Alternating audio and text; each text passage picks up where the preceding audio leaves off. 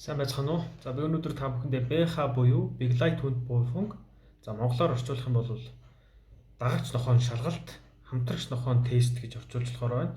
За энэ шалгалтын талаар энэ БХ гэдэг энэ хоёр үгсийг ямар учиртай юм бэ гэдэг талаар жоохон бичлэг бэлтлээ. За БХ ер нь ямар зорилготой вэ гэхээр дуулууртай байдал, нохойны дуулууртай байдлыг илүү улам батгах зорилготой. За нийгэм нийцтэй байдал, нийгэмд аюулгүй байдлаар энэ нохой бол сургах нь байна. За тэгээд замын хөдөлгөөнд аюулгүй нохойг байлгахын тулд энэ шалгалтуудыг энэ БХ гэдэг шалгалтыг өгдөг байх нэ. За БХ гэж юу вэ гэхээр БХ гэж товчилдог. За Big Light Hunt буйванг буюу дагагч нохой гэсэн энэ герман үгийг ингэж БХ гэж товчилдог байна. За энэ нь болохоор нохойн спортын үндэс зуур болж өгдөг байна. Хамгийн ихний шалгалт байх ёстой болдог гэсэн үг. За жишээлх юм бол үржлийн эрх авахын тулд герман онцон нохойн дээр үржлийн эрх авахын тулд заавал өгөх ёстой хамгийн ихний шалгалт байдаг.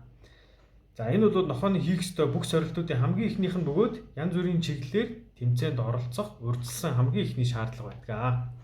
За БХ шалгалт бол 3 хэсгээс бүрддэг. За эхний хэсэгт бол чип шалгана.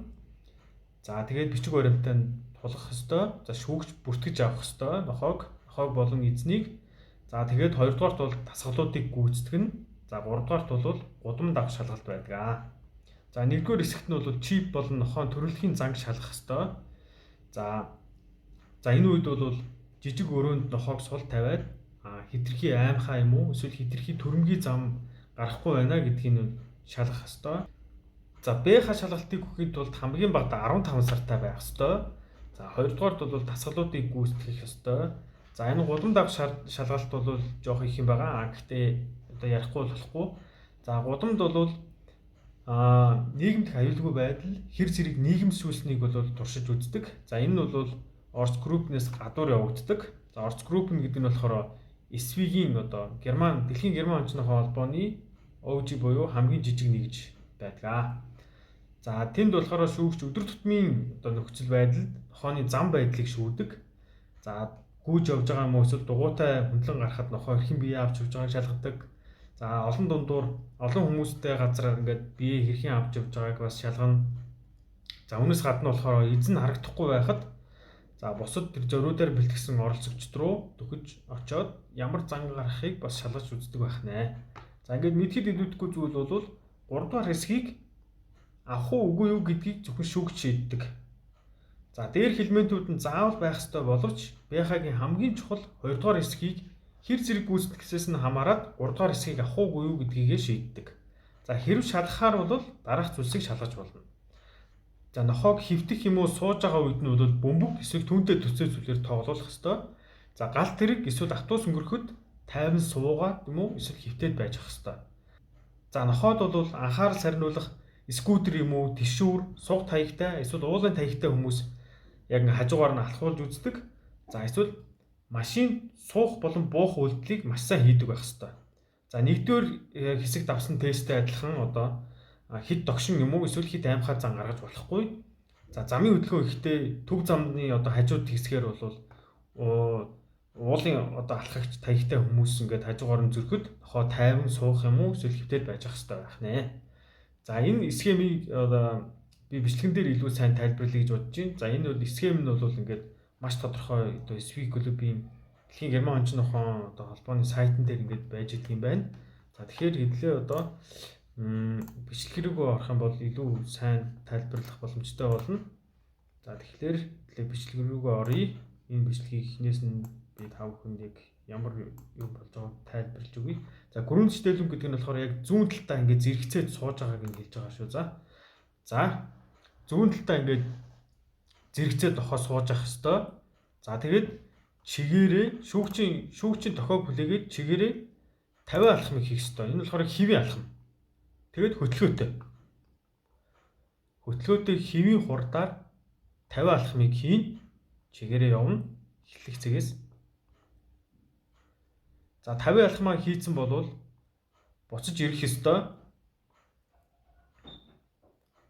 За 50 алхмаа хийлээ, буцаж ирэглээ. Нохой бол дандаа зүүн талаа ингэж зэрэгцэж явна. 15 алхмыг яг буцаж 50 алхам хийсэн шиг хийн. За 15 алхмыг хурдан хийн. За 15 алхмыг удаан хийн.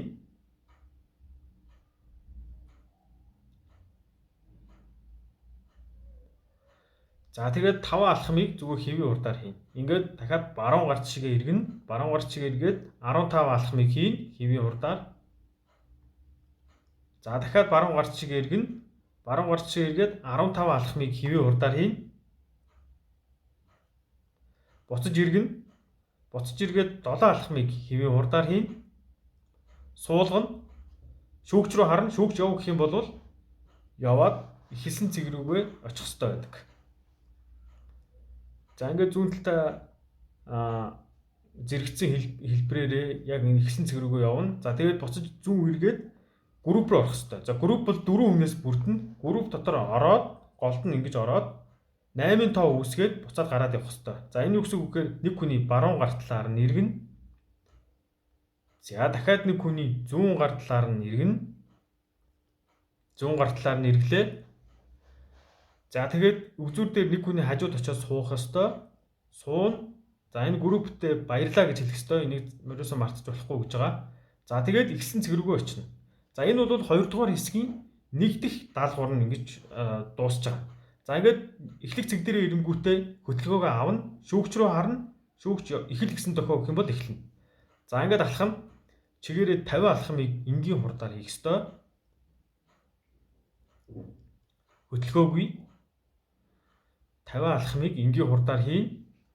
За тэгээд 50 алхмаа хийчих юм бол босож ирэх ёстой.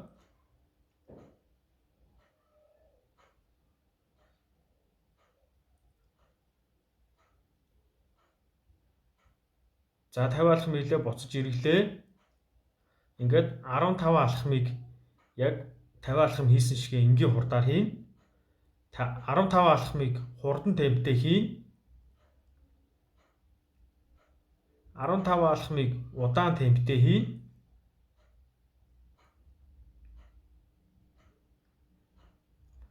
Таван алхмыг энгийн хурдаар хийн. Ингээд ихсэн цэг рүүгээ ирээд суулгах хэрэгтэй. За ингээд 2 дахь хэсгийн маань 2-ын 2 дахь хэсэг нь ингээд дуусч байгаа гэсэн үг. Ингээд эхлэх цэг рүүгээ очино. Суулгана. Шүүгчийн дохиог хүлээн. Шүүгч хэлэх юм бол эхэлнэ. Ингээд 15 алхмыг энгийн хурдаар хийн. 15 алхам дээр ирчих юм бол суулгана.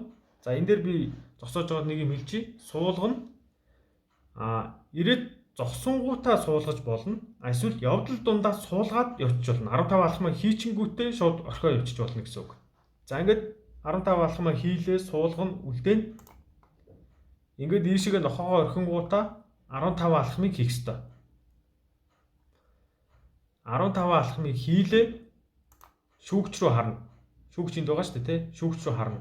Шүүгч хэрвээ болно гэсэн тохио өгөх юм бол буцаад нохоо руу очих ёстой. За шүүгч болно гэсэн тохио өглөө буцаад нохоо руу очино. Нохооныхоо зүүн гарталд очино. Нохоо суусан хэвээрээ байх ёстой. Зүүн гарталд очино. Ингээд чигээрээ алхана. Дахиад 15 алхам зэрэгцэн хэлбэрээр алхана. 15 алхлаа. За 15 алхсны дараа энэ дээр нохоогоо эхлээ суулгаж байгааз ер нь бол хэвтүүлэх ёстой. Одоо энэ дээр хэвтүүлнэ. За ингээд хэвтүүлснийхаа дараа 30 алхмыг хийх ёстой. За энэ хэвтүүлэхтэй бас мөн л адилхан эрд зогсоод хэвтүүлж болно. Эсвэл шууд хэвт командаа өгөөд шууд орхиод явчих бас болно. За энэ бол тухайн нохоо яаж сурахаас хамаарна. За нохоог орхиод 30 алхам хийн. Эндээс 30 алхам хийх ёстой.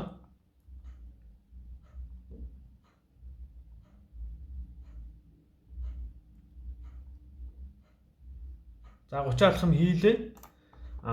30 алхам хийгээд буцаж эргэж харна. Нохоо хөвцөө ивэрээ байна. Шүүгч рүү харна. Шүүгч команд өгөх юм бол наашир гэдэг команд хийх ёстой. За наашир гэд хэлнэ. За энэ үед нохоо яг өмнө суух ёстой. Тэгээд команд өгтөл байна. Нэг хэсэг момент болно. Зэрэгц гэд команд өгөхөд яг хажууд ирээ суух ёстой. За энэ нохооны хувьд болохоор шууд ингээд хажууд нь ирчихэж байгаа. Тэгэхээр энэ одоо тодорхой хэмжээний бас оноо алдна гэсэн үг. Тэгээд зүүн гарталтаа ирлээ, хөдөлгөөгөө хийлээ. За ингээд бэха шалгалт бол ингээд дуусч байгаамаа. За нэг ийм процедур явдаг байх нь байна. Бэха шалгалт одоо ийм л одоо гайгүй байх нь байна. Ер нь бол зэрэгц командыг хийх ёстой юм байна. Юу хийхийг мэдэх ёстой юм байна. За дээрэс нь хифт болон суу гэдэг командыг одоо байранда гэсэн энэ хослолоор ингэ хийх юм бол одоо энийг одоо тодорхой системд оруулаад бэлдэж чадах юм бол байхад одоо тэнцэх бол ийм л амархан байх нь даа. За ингээд амжилт хүсье.